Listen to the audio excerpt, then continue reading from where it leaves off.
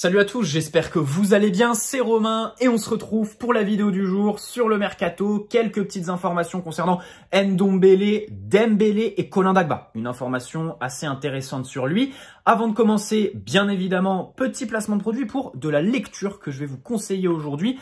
Un magazine, un livre, appelez ça comme vous voulez parce que c'est un beau bébé quand même, 200 pages, il fait son poids et il revient un petit peu sur tout de Lionel Messi à l'occasion de son arrivée au PSG. Il est disponible sur Amazon. Le lien est dans la description. Pour une quinzaine d'euros, vous aurez de la lecture ou vous pouvez l'offrir. Bien sûr, il revient sur sa carrière, son enfance, rentre dans sa vie, son côté humain, ses relations avec les autres joueurs, ses réussites, son parcours, tout ça avec des statistiques, plein d'illustrations et comme je l'ai dit, 200 pages, voilà, c'est pas rien, c'est très complet. Bon, je l'ai lu évidemment, je connais tout de Lionel Messi, joueur aussi timoré qu'il est bien sûr, très timide, réservé et qui n'en reste pas moins sûrement le meilleur de l'histoire. Voilà, tout est en description, n'hésitez pas à aller faire un petit tour et puis soutenir sport et collection.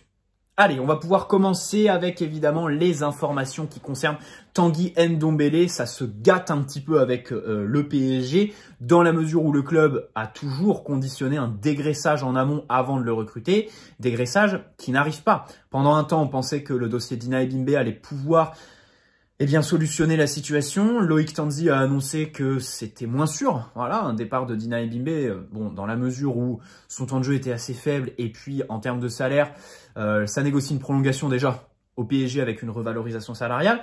Et puis bon, c'est pas un salaire extraordinaire comparé surtout à celui de Tanguy Ndombele. On rappelle qu'il touche 10 millions par an à Tottenham. Il y a Valence et Everton qui sont sur le coup. Valence a d'ailleurs un accord avec Tottenham selon Loïc Tanzi. Je crois que Julien Ménard a confirmé.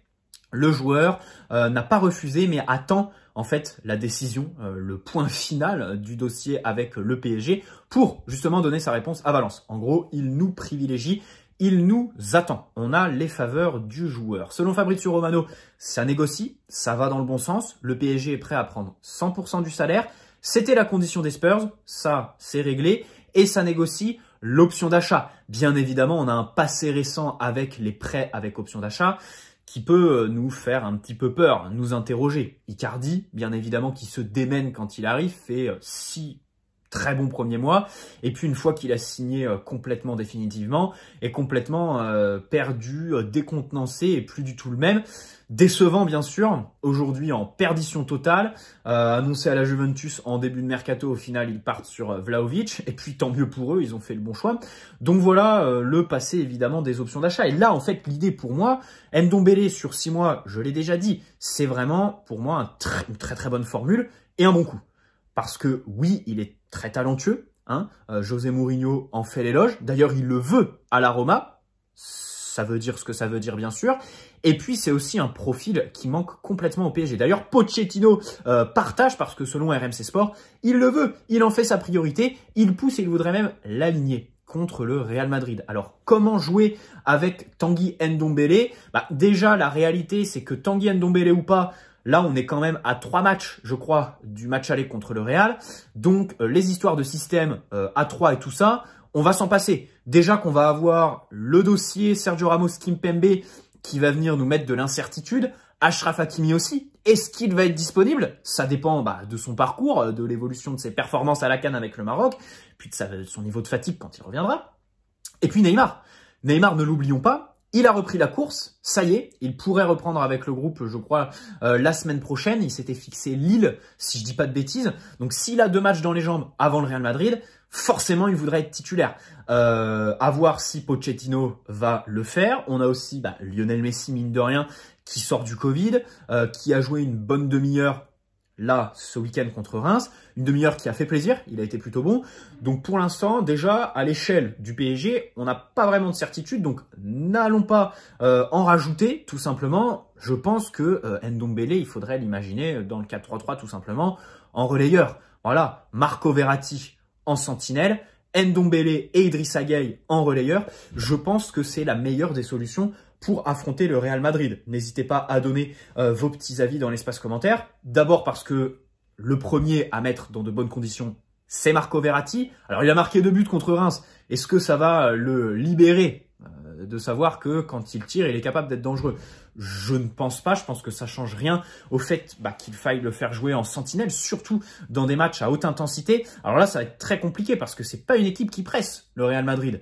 Et c'est pour ça qu'Ndombélé titulaire contre eux, Pochettino, je comprends pourquoi il le veut. Parce que on va avoir déjà le ballon, peut-être pas la possession, mais on va avoir du ballon, pas comme contre City. Et surtout, ça va être vraiment une question de son utilisation. C'est à double tranchant en fait. Soit tu utilises Ndombélé pour bien utiliser le ballon quand tu l'as, soit tu te dis ouais tu mets Ndombélé sur le terrain et le problème c'est que quand tu perds le ballon, faut être au diapason parce que les mecs, Benzema, Vinicius, le milieu de terrain, tout de suite dès qu'ils récupèrent, verticalité, ça veut te casser et se retrouver le plus vite possible dans ta surface. Donc évidemment, c'est l'énorme dilemme qui se pose avec Ndombélé. Il y en a un, je pense, qui sera là, c'est Idrissa Gueye. D'abord parce qu'il a des références en Ligue des Champions, son parcours la saison dernière, et puis son match contre City fin septembre. Donc en tant que relayeur box-to-box, ok. Wijnaldum, je crois que là, en 3 matchs, et puis surtout, il est blessé, et il va pas revenir. Herrera, c'est très drôle parce que lui, à chaque fois, il est bon en pré-saison et au mois de septembre. Dès que l'automne arrive, terminé, il disparaît des radars. Danilo, laissons-le là où il est. Et puis, évidemment, Leandro Paredes. Bon, c'est vrai que ça pourrait être un match où il performe. Comme j'ai dit, il n'y a pas de pressing. Donc là, il n'y a pas de dilemme avec lui. Il serait en chausson.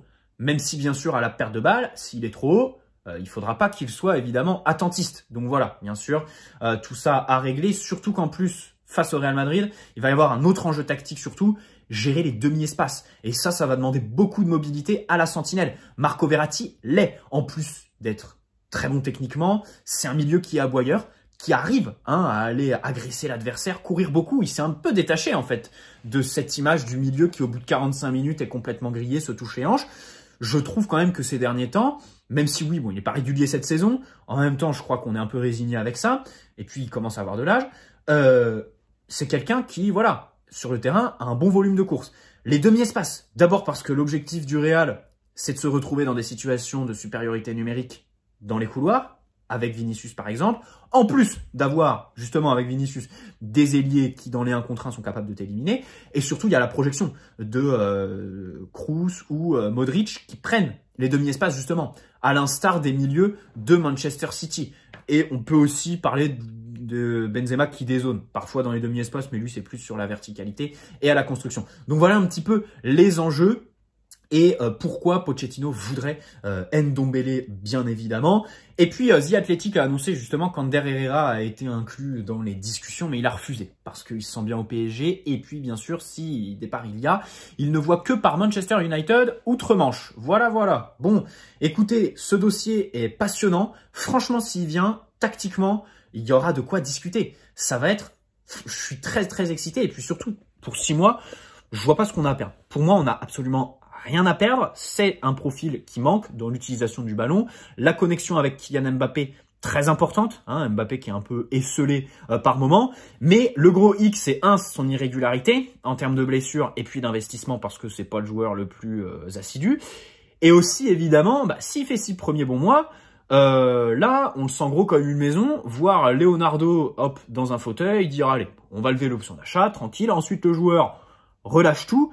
Et nous, du coup, on a abandonné un petit peu cette exigence de recruter de la classe mondiale, du très très haut niveau au milieu de terrain. Et puis on se retrouve avec le Ndombélé de Tottenham. Pour moi, vraiment, ce prêt, il faut pas se prendre la tête, pas de vision à moyen terme, parce que la plupart du temps, c'est un paradoxe, parce que la plupart du temps, on reproche au PSG, notamment avec les jeunes, de pas avoir de vision plus loin que 6 mois. Là, justement, on demande l'inverse. Avec Ndombélé, 6 mois, terminé. En plus, c'est un joueur qui est demandé par Pochettino, qui risque... Alors, la vérité d'aujourd'hui n'est pas celle de juin, mais je mets une petite pièce, à moins qu'on aille en finale, qu'on gagne la Ligue des Champions, qui saute ou qui veuille partir, tout simplement, parce que la place à United, ça, elle va se libérer, c'est quasi certain. Et puis, il y a Zidane en parallèle. Bref, voilà un petit peu pour le dossier Ndombélé. Alors, concernant Eric Junior, Dina Ebimbe, accord PSG Leverkusen pour un prêt, 100% du salaire pris en charge par le club allemand, ça négocie une option d'achat de 15 millions d'euros, bonus compris.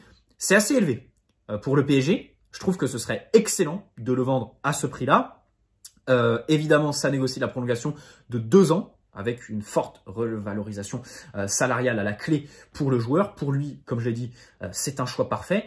Et puis pour les Leverkusen, 1, ils vont pouvoir en faire ce qu'ils veulent. Et 2, on le voit là, Newcastle, ils ont proposé 20 millions d'euros pour Mitchell Baker. 20 millions d'euros, alors qu'ils ont recruté 7. Donc rendez-vous compte, déjà, la plus-value qu'ils font, elle est pas mal. Elle leur permettra d'acheter Dina Elimbe.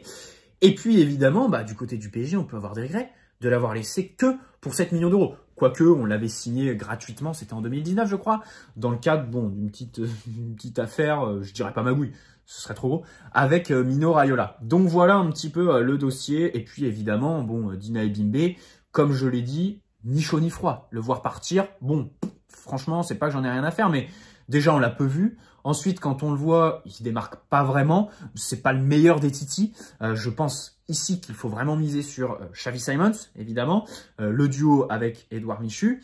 Surtout qu'il y a une fin de contrat en juin pour Simons. Michu, on l'a coffré, donc ça, c'est nickel. Mais bon, on lui a menti. Donc, ça vient un petit peu tout nuancer parce que déjà pour lui, il y a de la méfiance. Et puis surtout pour les autres, t'envoies un mauvais signal. Mais dans tous les cas, voilà, Dina Elimbe à Leverkusen, c'est OK. Dagba pousse pour un départ, selon le journal de l'équipe. Attention, c'est pas totalement à entériner. Même si le PSG a refusé les offres de prêt de Majorque et de Venise, Dagba, il voudrait aller à Majorque selon un média pas très fiable.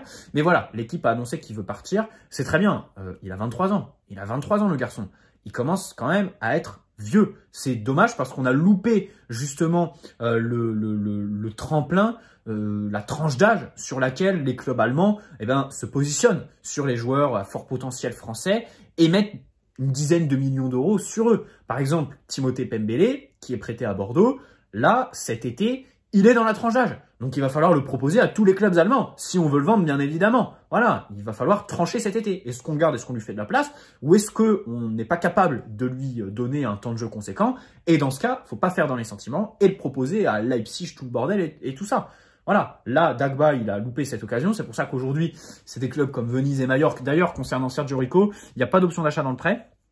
Et c'est 50% du salaire qui est pris en charge par le club espagnol. Le PSG, qui voulait l'intégralité du salaire pris, en paiera la moitié. Donc voilà pour Sergio Rico et puis pour Colin Dagba. Maintenant, s'il veut partir, ne pas le retenir. Surtout que là, clairement, la montée en puissance de Kehrer va bien sûr entériner son prochain départ parce qu'il n'y a plus du tout de vision pour lui, quoi.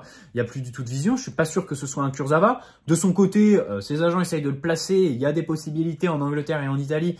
Mais évidemment, je crois qu'il a envie de faire payer à Leonardo la prolongation à base de démagogie et de mensonges. Bon, là-dessus, est-ce qu'on peut lui en vouloir? Je ne sais pas. Dans son cas personnel, on juge l'humain plutôt que le joueur. C'est délicat. Mais je trouve qu'il y a un manque d'ambition et tout ça, qui est déplorable. Mais de l'autre côté, c'est vrai que si on lui a menti et puis il y a prolongation, il est sous contrat, s'il veut profiter, qu'il profite. Et puis si ça pouvait permettre justement à la direction de tirer des leçons, ce serait pas plus mal en fait. Tout simplement. Voilà, enchaînons avec Ousmane Dembélé, son agent. La situation est compliquée avec le FC Barcelone et son agent qui est arrivé à l'aéroport hier. Est-ce que c'est une mise en scène ou pas? Mais avait un appel de Leonardo sur son téléphone. Alors, Leonardo, est-ce que c'est Leonardo? On ne sait pas. Le téléphone est très très visible sur la photo. Je pense que vous l'avez vu. Il y a marqué Leonardo PSG. Bon, personnellement, je mise plutôt sur une mise en scène. Mais de l'autre côté, l'intérêt du PSG est connu. Et je pense sincèrement que dans le cadre du remplacement de Mbappé, on va creuser la piste. Parce que d'abord, c'est quelqu'un qui est très apprécié par Nasser, Ousmane Dembélé, peut-être pas l'agent, mais voilà, de longue date, bien sûr. Pas que Thomas Tuchel. À l'époque, c'était pas que Thomas Tuchel qui le voulait quand il est arrivé. Donc voilà, après, c'est vrai que c'est une opportunité. Il est libre en juin. Là, la situation, elle est très compliquée parce que le directeur du football du Barça a publiquement annoncé qu'il y avait une fin des négociations et donc il l'a invité à partir. Mais depuis, donc ça c'était jeudi dernier, les positions se seraient rapprochées. Là, il y a évidemment 3 options qui s'offrent à lui. Soit il prolonge aux conditions demandées par le Barça, à savoir une baisse de salaire, parce que de leur côté, le club, ils peuvent pas recruter d'autres joueurs parce que c'est conditionné à une baisse de la masse salariale. Alors soit, évidemment, la meilleure solution, c'est faire partir Ousmane Dembélé parce que tu t'épargnes tout son salaire, soit une prolongation avec une baisse de salaire tout simplement. Lui, en plus, en parallèle, il y a une équation parce qu'il a des demandes assez fantaisistes, disons, et donc ils lui ont dit soit si tu veux partir, c'est cet hiver, sinon t'es mis de côté jusqu'en juin et la fin de ton contrat. Ce qui est assez paradoxal, c'est d'abord Ansu Fati qui est blessé, Et de l'autre côté, Dembélé, quand même, qui est un joueur important pour Xavi. Bon, là, il est plus dans ses plans. Au début, il voulait vraiment en faire un homme de base. C'est un ailier qui est assez percutant, qui fait des différences, bien évidemment. Moi, j'aime beaucoup le style de joueur. Évidemment, déjà, il est capable de faire avec ses 2 pieds. Ça, c'est extraordinaire. C'est une qualité qui est folle. Oui, il a des soucis de finition, des soucis d'hygiène de vie. Il est réputé pour ses blessures, c'est quelqu'un qui est aussi marrant, c'est vrai qu'il y a des vidéos de lui qui sont assez drôles, bon ça c'est anecdotique, mais dans tous les cas, voilà, je répète encore une fois, le style de jeu et sa morphologie font aussi qu'il est sujet à des blessures, même si ça n'enlève rien à son hygiène de vie. Je trouve qu'il faut mettre un petit peu de mesure dans l'approche de ce dossier, bien évidemment. Voilà, le Bayern était sur le coup jusqu'à la prolongation de Kingsley Coman, qui, on le rappelle, a été officialisé. 17 millions d'euros. Voilà, pour vous montrer un petit peu l'étendue de la chose. Il y a l'attaquant Rafinha, d'ailleurs, qui était annoncé au Bayern début janvier et qui, du coup, n'ira probablement pas. Je crois qu'il joue à Leeds et qui serait, pourquoi pas, un bon coup avec Anthony de l'Ajax, parce qu'à ce poste-là, ça va être compliqué, au poste d'ailier. Rappelons quand même que Di Maria, sa saison, c'est plus que compliqué. Encore une fois, dimanche, il fait une première mi-temps que je trouve assez honteuse. Il est complètement amorphe. T'as l'impression qu'il est complètement en bout de course, quoi, qu'il n'arrive plus à se montrer diversifié, imprévisible. Il est devenu monotone, voilà. Sur son côté, il fait toujours les mêmes gestes. En plus, il agace parce qu'il cherche tout le temps Lionel Messi. Donc la question de sa prolongation, on va se la poser dans une prochaine vidéo.